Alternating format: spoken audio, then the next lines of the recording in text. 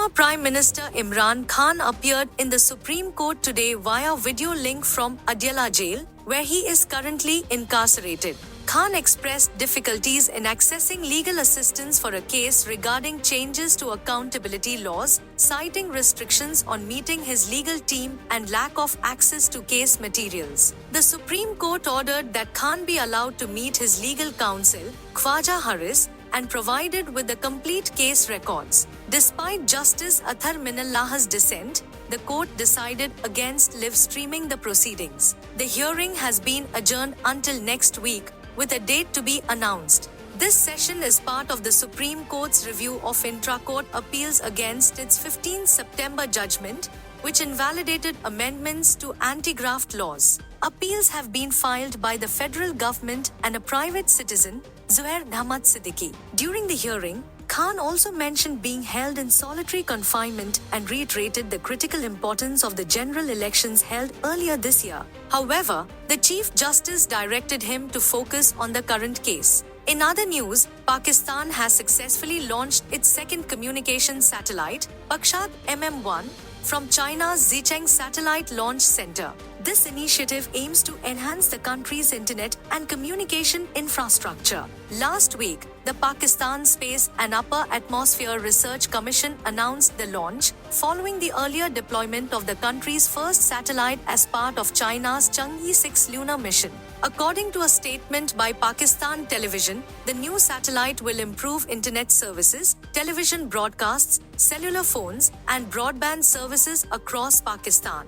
The satellite is expected to begin providing service in August. Turning to the stock market, shares at the Pakistan Stock Exchange showed marginal gains of nearly 42 points amid uncertainty about the upcoming budget. The KSE 100 index opened at 75,021.59, up by 185.29 points or 0.25% at 11:34 am from the previous close of 74,836.30. However, it could not sustain these gains and closed at 74,878.12, an increase of only 41.82 points or 0.06% from the previous close.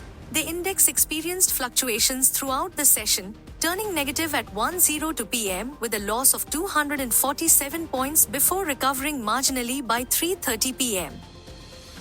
Iran began registering candidates today for an early election next month following the death of President Ebrahim Raisi in a helicopter crash. Interior Minister Ahmad Wahidi announced the registration on state TV. Raisi, once seen as a potential successor to Supreme Leader Ayatollah Ali Khamenei, has left a vacancy that hardliners are eager to fill. After the 5-day registration, the Guardian Council will vet the candidates over 7 days. Qualified candidates will then have nearly 2 weeks for their campaign, with the final list published on 11th June. Moderate politicians accuse the Guardian Council of disqualifying rivals, potentially affecting voter turnout amid ongoing political and economic crisis. Possible candidates include Parvez Fattah, Saeed Jalili, Interim President Mohammad Mokhbar, and Khamenei advisor Ali Larijani. The elected president will face significant economic challenges, though Khamenei retains ultimate authority over state matters. The Palestine Red Crescent Society has condemned an Israeli attack on one of its ambulances in the Tal al-Sultan area of southern Gaza, near Rafah. The attack killed 2 paramedics. According to the society's statement, Israeli bombs hit one of 3 ambulances responding to a distress call. When crews tried to put out the fire and help the medics inside, Israeli forces fired heavily, forcing them to withdraw. The bodies of the paramedics were recovered this morning. The society is calling for the perpetrators of this war crime to be held accountable and for an immediate investigation to bring justice for the fallen paramedics. In related news, satellite images taken by imaging firm Maxar show a camp housing displaced Palestinians in southern Gaza has been completely emptied after Israeli shelling. The camp, located near a UNRWA facility in Tal al-Sultan, west of Rafah, was previously filled with tents and displaced individuals. The photos, taken on 29th May, reveal the area now deserted. Recent Israeli attacks in Tal al-Sultan have been intense, with one incident killing at least 45 people in a displacement camp.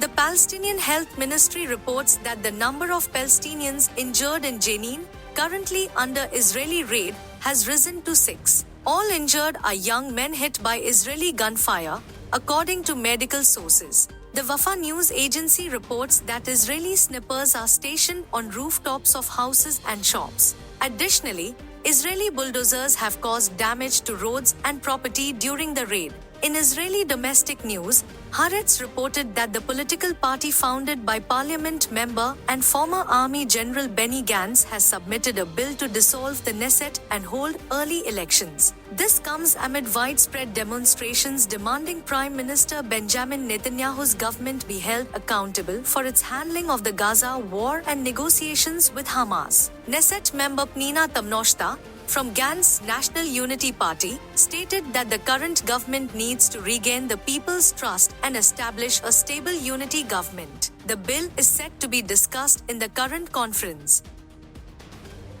Millions of South Africans went to the polls on 29th May for national and provincial elections. This election could be a significant test for the African National Congress, which has held power for 30 years. According to the Electoral Commission of South Africa, partial results are expected over the next 3 days, with final results likely to be announced on Sunday.